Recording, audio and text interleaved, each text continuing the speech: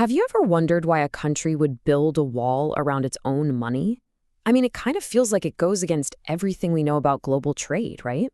Well, in this explainer, we're going to dive into what we're calling the currency fortress and the really high-stakes reasons some nations choose to wall off their economies. I mean, seriously, think about it. In a world that's more connected than ever, putting up financial walls seems like a huge step backward. But for some countries, this isn't about isolation for isolation's sake. It's about pure survival. It's an attempt to create some sense of control in a global financial system that can often feel like total chaos. That's why we're using this idea of a currency fortress. It's this whole set of policies deliberately designed to shield an economy from the, let's say, very turbulent waters of international finance. To really get why anyone would build this fortress, you first have to understand the threat. Picture the entire global financial system as this vast, massive ocean. Sure, it's full of opportunity, but it's also famous for its sudden, violent storms that can literally sink an entire national economy. And here's the thing about that ocean. It's not a level playing field. Not all currencies are created equal.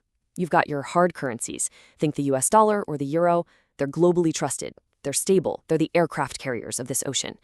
And then you have soft currencies. They're way more volatile, less trusted.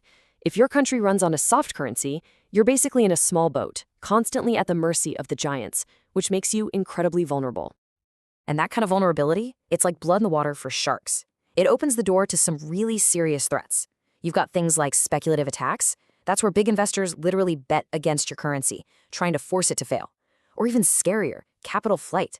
Imagine billions of dollars just vanishing from your country overnight because investors got spooked. Poof, gone. These are the kinds of storms we're talking about, the ones that can absolutely wreck an economy. So, you're faced with these dangers, what do?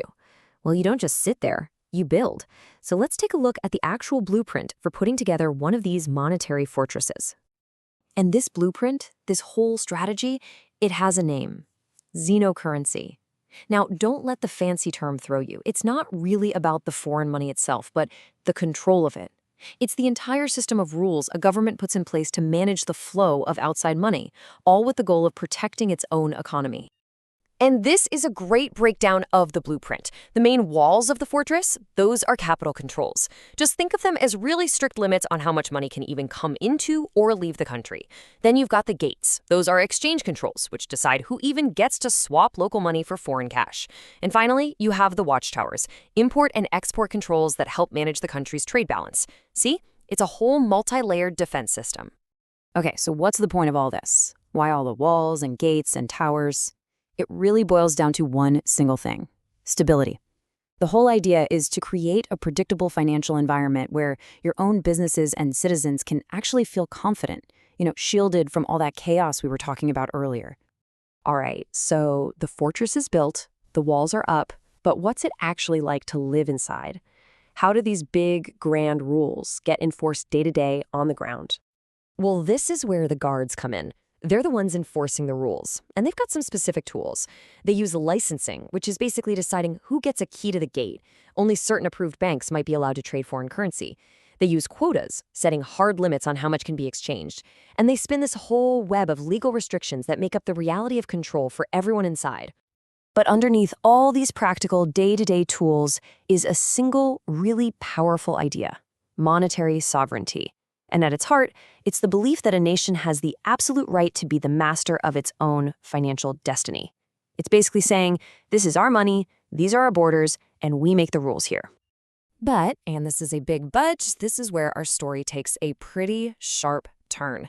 Because no matter how high you build those walls, reality has a funny way of finding the cracks. Control is never, ever absolute. So inside the fortress, the government sets what's called the official exchange rate. This is the government's declared value of its money. It's the price they want it to be. You can think of it as the official story. But then there's the black market exchange rate. This is the real price. This is what people on the street are actually willing to pay for it. This is the unofficial reality. And spoiler alert, it is almost always very, very different from the official story. And that gap, the space between the official story and the real story, that is everything. You see, setting an artificial price doesn't make real-world demand just disappear. It just pushes it underground. This is exactly how powerful black markets get started, creating this whole shadow economy that just operates right outside the fortress walls. One source put it just perfectly. It suggests we should think of this whole system less like a solid stone wall and more like a monetary membrane. Like in biology. It's designed to be selectively permeable, letting some things in, keeping other things out. But just like any membrane, it is under constant pressure, and it can definitely leak. So this brings us to the biggest question of all, the ultimate trade-off. After going through all this trouble to build control, what have you actually created? Is it a fortress that offers protection? Or is it a prison that brings isolation? And here it is, the two faces of control. It's two sides of the same coin. On one side, the fortress is a shield. It gives you that order, that stability. It protects you from getting sick when the rest of the world's economy catches a cold. But flip that coin over, and that same shield can start to look a lot like a cage, creating isolation, inefficiency, and cutting your country off from all the benefits of being part of the global economy. And this gets to the really deep philosophical heart of the issue. This isn't just economics anymore. It's a constant struggle between a government's desire for order and the messy, wild, chaotic reality of free markets, what the source calls entropy. It's this negotiation that just never, ever ends. So we'll leave you with that central question. When a country builds these walls, are they a necessary shield, a smart move for self-preservation in a really dangerous world? Or is it all just a self-imposed cage that ends up limiting its own potential? It's a tough one to answer.